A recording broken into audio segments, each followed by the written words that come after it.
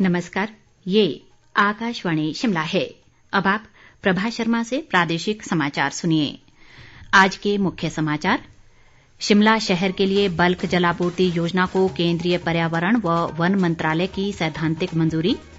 प्रदेश उच्च न्यायालय का राष्ट्रीय राजमार्गों पर भूस्खलन जैसी घटनाओं को लेकर केंद्र व प्रदेश सरकार सहित राष्ट्रीय राजमार्ग प्राधिकरण को नोटिस। प्रदेश भर में धूमधाम से मनाया जा रहा है गणेश चतुर्थी का पर्व।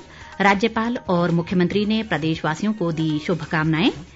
और जनजातीय जिला लाहौल स्पीति में प्रवेश करने पर बाहरी राज्यों के पर्यटकों को अब देना होगा टैक्स। अब समाचार विस्तार से। शहरी विकास मंत्री सुरेश भारद्वाज ने कहा है कि भारत सरकार के पर्यावरण, वन और जलवायु परिवर्तन मंत्रालय ने शिमला शहर के लिए बल्क जलापूर्ति योजना को सैद्धांतिक मंजूरी प्रदान कर दी है। उन्होंने इस मंजूरी के लिए केंद्र सरकार का आभार व्यक्त किया है। सुरेश भारद्वाज ने कहा कि इस योजना के लिए भारत सरकार ने काफी कम समय में वन स्वीकृति प्रदान की है। उन्होंने कहा कि शिमला शहर को 24 घंटे जलापूर्ति प्रदेश सरकार की प्रतिबद्धता है। उन्होंने कहा कि शिमला के 5 वार्डों में इस वर्ष के अंत तक 24 घंटे जलापूर्ति शुरू हो जाएगी। उन्होंने कहा कि इस योजना के तहत सुन्नी तहसील के शकरोड़ी गांव के पास सतलुज नदी से 67 MLD पानी उठाया जाएगा।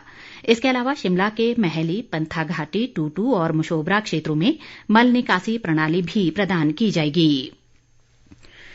प्रदेश उच्च न्यायालय ने राज्य में राष्ट्रीय राजमार्गों के साथ भूस्खलन जैसी घटनाओं को रोकने के लिए केंद्र और प्रदेश सरकार तथा राष्ट्रीय राजमार्ग प्राधिकरण को नोटिस जारी किए हैं।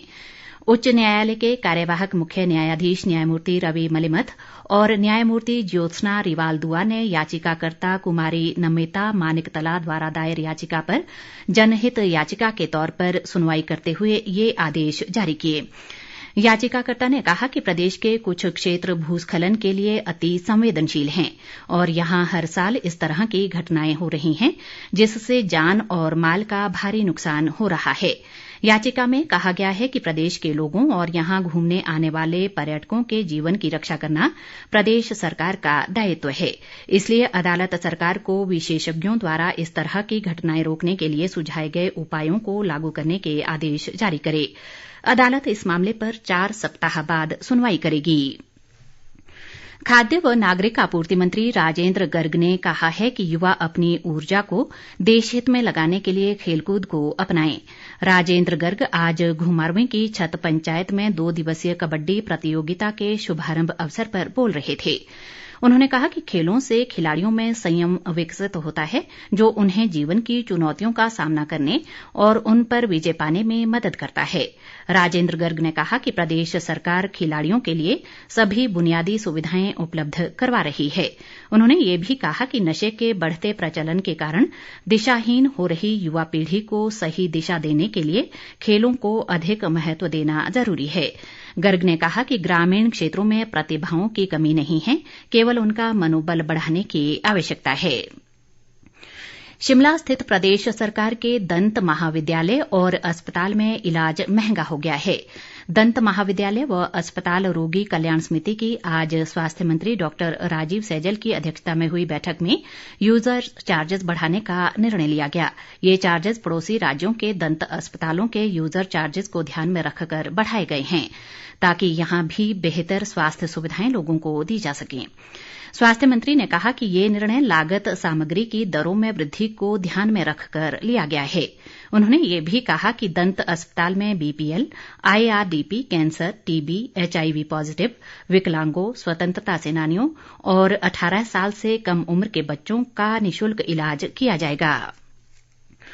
मुख्यमंत्री जयराम ठाकुर ने हिमाचल प्रदेश विश्वविद्यालय की दृष्टिबाधित PhD छात्रा और गायिका मुस्कान को हिमाचल प्रदेश के लिए केंद्रीय निर्वाचन आयोग का यूथ आइकन बनने पर बधाई दी है। मुख्यमंत्री ने कहा कि युवा पीढ़ी के लिए मुस्कान एक प्रेरणा स्रोत है।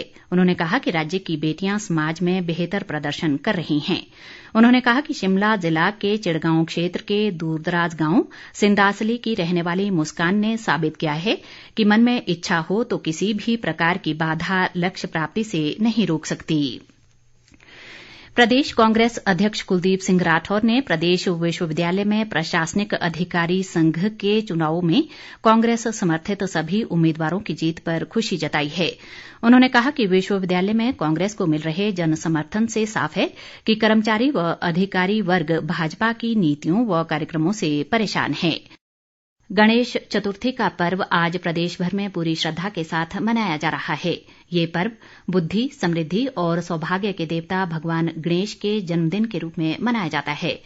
लोगों ने आज अपने घरों में गणेश की प्रतिमा स्थापित की और अगले 10 दिनों तक चलने वाले गणेश उत्सव के दौरान उनकी पूजा की जाएगी। राज्यपाल राजेंद्र विश्वनाथ आर्लेकर और मुख्यमंत्री जयराम ठाकुर ने प्रदेशवासियों को गणेश चतुर्थी की शुभकामनाएं दी हैं। उन्होंने कहा कि ये पावन अवसर हर किसी के जीवन में सुख, शांति, सौभाग्य और आरोग्य लेकर आए। उन्होंने ये भी कहा कि मंगलकर्ता और विघ्नहर्ता भगवान श्री गणेश का आशीर्वाद प्रदेशवासियों पर सदा बना रहे। जनजातीय जिला लाहौल स्पीति में प्रवेश करने के लिए बाहरी राज्यों के पर्यटकों को अब टैक्स देना होगा। ये टैक्स अटल टनल रोहतांग के नॉर्थ पोर्टल पर वसूला जाएगा। इसके लिए क्षेत्र विशेष प्राधिकरण साडा के तहत बैरियर स्थापित किया गया है। केलंग की एसडीएम प्रिया नागटा ने कहा कि इसके तहत एकत्र की जाने वाली राशि स्थानीय क्षेत्र में विकास और पर्यटकों के लिए सुविधाएं जुटाने पर खर्च की जाएगी। उन्होंने कहा कि स्थानीय लोगों पर ये टैक्स नहीं लगेगा। प्रदेश सरकार ने महाविद्यालय उत्कृष्ट योजना के तहत ऊना कॉलेज का चयन किया है। इस योजना के तहत कॉलेज में नवीनीकरण पर 1 करोड़ रुपए खर्च होंगे। प्रदेश सरकार ने इस योजना के तहत राज्य के कुल 9 कॉलेजों का चयन किया है। ये जानकारी राज्य वित्त आयोग के अध्यक्ष सतपाल सिंह सत्ती ने आज ऊना में एक बैठक में दी। उन्होंने कहा कि इस योजना के तहत जहां छात्रों के लिए शैक्षणिक सुविधाएं बढ़ाई जाएंगी, वहीं खेल सुविधाओं को भी आधुनिक बनाया जाएगा। उन्होंने ये भी कहा कि योजना के तहत विद्यार्थियों को रूटीन विषयों के साथ साथ सेल्फ फाइनेंस और वोकेशनल जैसे अत्याधुनिक विषय भी उपलब्ध करवाए जाएंगे। राज्य महिला आयोग की अध्यक्ष डेजी ठाकुर ने कहा है कि विकसित देश के लिए महिलाओं व बच्चों का स्वस्थ होना जरूरी है। डेजी ठाकुर पोषण माह के तहत बिलासपुर के भगेड़ में आयोजित जागरूकता शिविर को संबोधित कर रही थीं। उन्होंने कहा कि हर क्षेत्र में महिलाओं का योगदान उल्लेखनीय है और आईसीडीएस के हर कार्यक्रम में उनकी महत्वपूर्ण भूमिका है। हिम ऊर्जा ने चंबा जिला में पांगी उपमंडल के किलाड़ में 250 वाट के ऑफ ग्रिड पावर प्लांट क्षेत्र के शेष बचे 1162 परिवारों को निशुल्क उपलब्ध करवाने आरंभ कर दिए हैं। हिम ऊर्जा के प्रवक्ता पन्नालाल शर्मा ने कहा कि इस कार्यक्रम की शुरुआत पांगी में बीपीएल परिवारों को ये पावर प्लांट वितरित करने से की गई थी। हिम ऊर्जा की ओर से 1000 परिवारों को पहले ही ये पावर प्लांट उपलब्ध करवाए जा चुके हैं। प्रदेश में आज कोरोना के 202 नए मामलों की पुष्टि हुई है। इसी के साथ राज्य में कोरोना पॉजिटिव मामलों की संख्या बढ़कर 2,15,437 हो गई है। इनमें से 1,682 मामले सक्रिय हैं। प्रदेश में आज 237 लोग कोरोना से स्वस्थ हुए। राज्य में आज मंडी और कांगड़ा जिलों में कोरोना से एक मरीज की मौत भी हो गई। आईटीबीपी के उप महानिरीक्षक प्रेम सिंह ने आज संगठन की दूसरी वाहिनी बबेली में लॉन्ग साइकिल रैली को हरी झंडी दिखाकर रवाना किया। आईटीबीपी ने आजादी के अमृत महोत्सव के उपलक्ष्य में इस रैली का आयोजन किया। प्रेम सिंह ने इस मौके पर कहा कि ये साइकिल रैली लेह से 27 अगस्त को रवाना हुई थी और अमृतसर में संपन्न होगी। आईटीबीपी इस तरह की 10 रैली का आयोजन कर रहा है। उन्होंने कहा कि ये cycle rally fit India movement का भी हिस्सा है। अंत में मुख्य समाचार एक बार फिर। शिमला शहर के लिए बल्क जलापूर्ति योजना को केंद्रीय पर्यावरण व वन मंत्रालय की सैद्धांतिक मंजूरी। प्रदेश उच्च न्यायालय का राष्ट्रीय राजमार्गों पर भूस्खलन जैसी घटनाओं को लेकर केंद्र व प्रदेश सरकार सहित राष्ट्रीय राजमार्ग प्राधिकरण को नोटिस। प्रदेश भर में धूमधाम से मनाया जा रहा है गणेश चतुर्थी का पर्व। राज्यपाल और मुख्यमंत्री ने प्रदेशवासियों को दी शुभकामनाएं। और जनजातीय जिला लाहौल स्पीति में प्रवेश करने पर बाहरी राज्यों के पर्यटकों को अब देना होगा टैक्स। इसके साथ ही ये समाचार बुलेटिन समाप्त हुआ। नमस्कार।